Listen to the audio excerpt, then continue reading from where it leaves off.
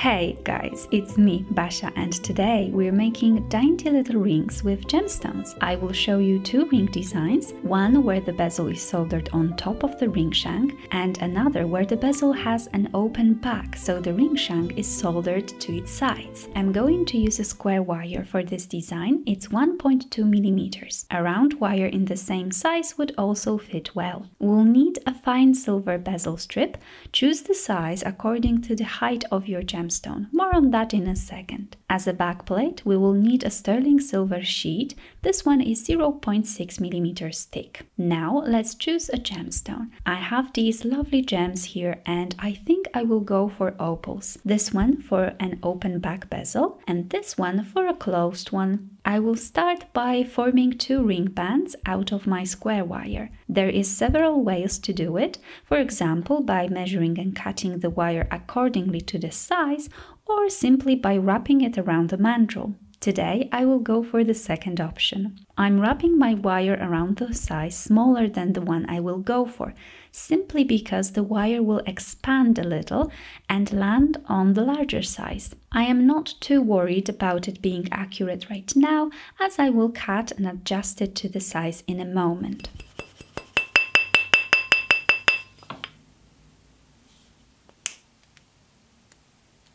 Now I have two simple ring bands. One is perfect, on the other the wire is a little bit twisted, so I will tap it with a rawhide mallet to even it out. I'm going to form the ring band for the closed bezel first. I'm cutting the edges and forming the ring on the mandrel. Let's see if the edges are flush.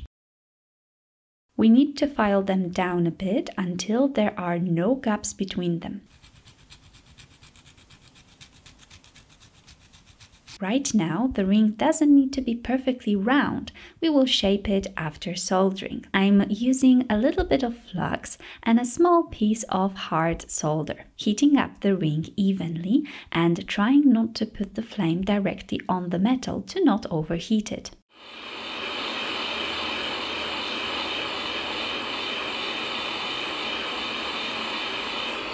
Pay attention when the solder flows and check that it has flown properly. Quench and clean in the pickling solution. The ring is soldered, so now we need to shape it on the mandrel with a rawhide mallet. This mallet won't leave any scratches on the metal and won't enlarge the ring. Checking the size, which is size N or 675. I will now sand off that little bit of excess solder around the joint using files and pathing sticks.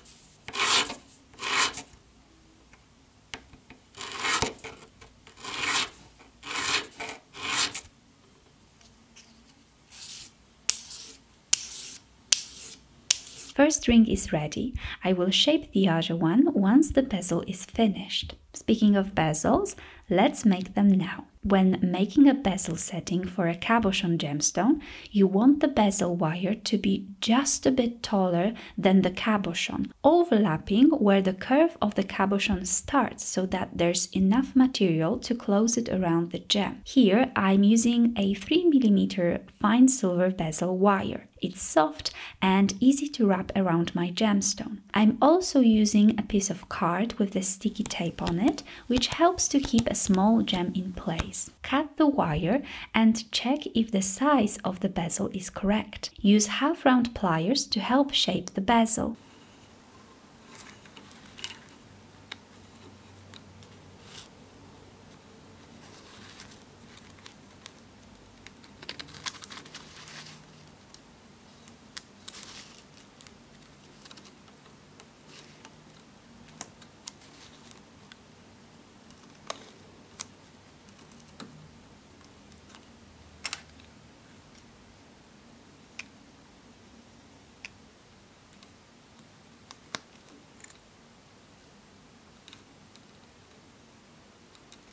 For this opal, the bezel is too tall, so I will use a step made with wire inside of the bezel to elevate the gem. I'm soldering the bezels with a little bit of hard solder. Be careful not to melt them.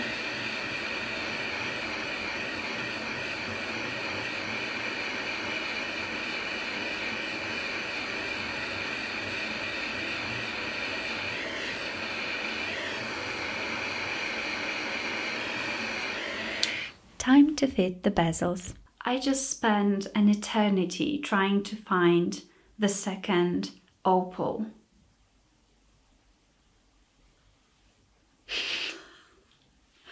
Are you kidding me? There are gaps between the bezels and the silver sheet, so I'll need to sand the bottom part of the bezels first.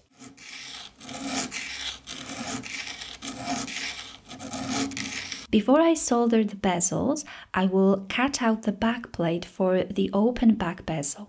You could do it after the bezel has been soldered by drilling, but I can't drill today, so I'm going to do it another way. I'm using hole punching pliers to make a hole and cut out the inner area.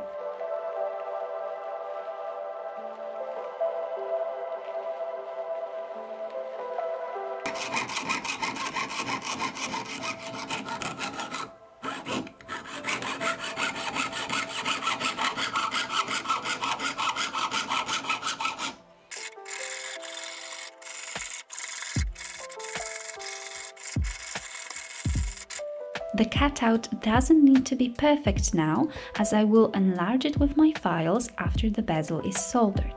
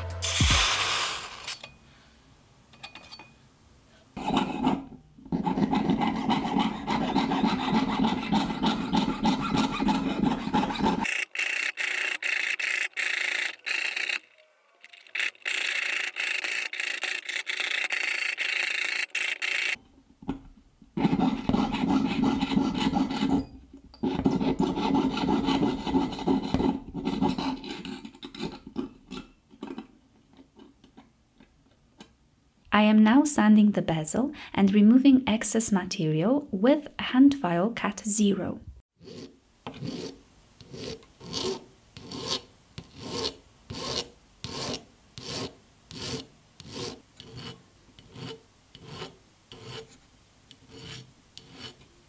Coarse needle files are great to form the cutout inside of the bezel.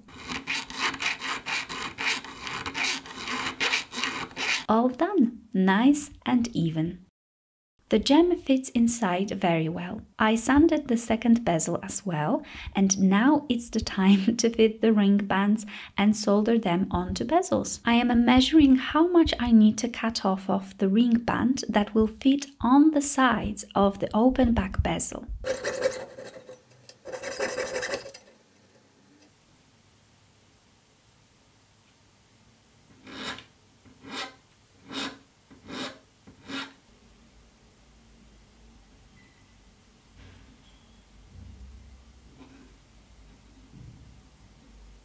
To solder the closed bezel on top of the ring band, I'm going to need to file down the band a little to create a flat spot.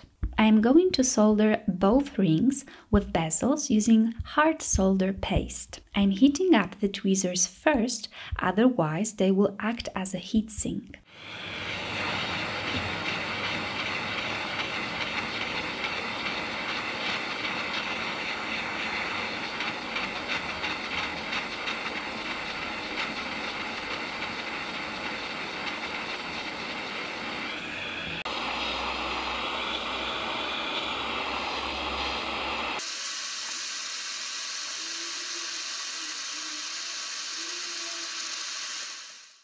I think some solder didn't flow here. I will quench, pickle and try soldering again. Well, it looks like most of the solder has actually flown, so I will double check that these are strong joints and we're good to go. Both rings have now been soldered. I will now clean them and polish before setting the stones. I will use my flex shaft for cleaning and polishing with 3M or the Deco bristle attachments.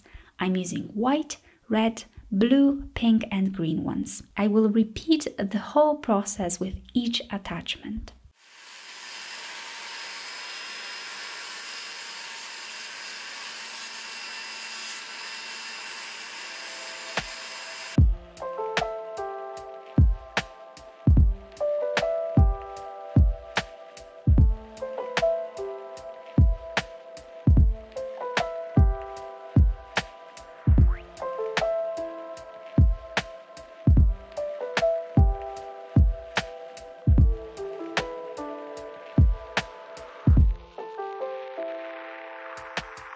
Use bezel pusher for setting the stone. Make sure you push from the opposite sides first and then make your way around the gem, closing all of the gaps.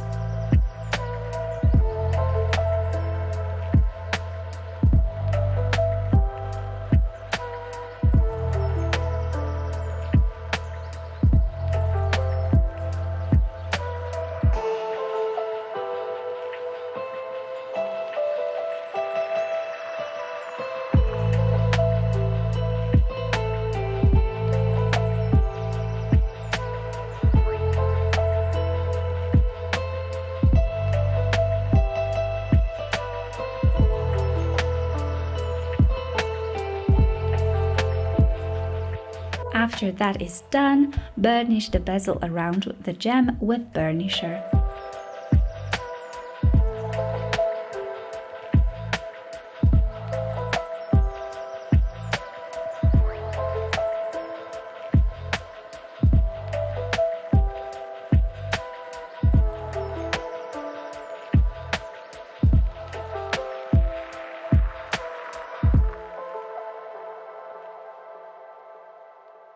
I am now cleaning the edge using two Eve attachments, honey and grey ones. They are safer on the gemstone.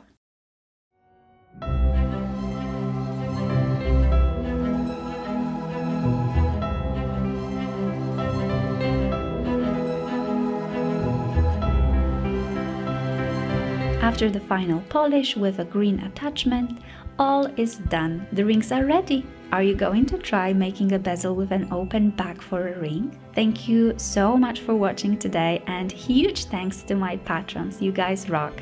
Have a wonderful, wonderful day and I will see you soon. Basia.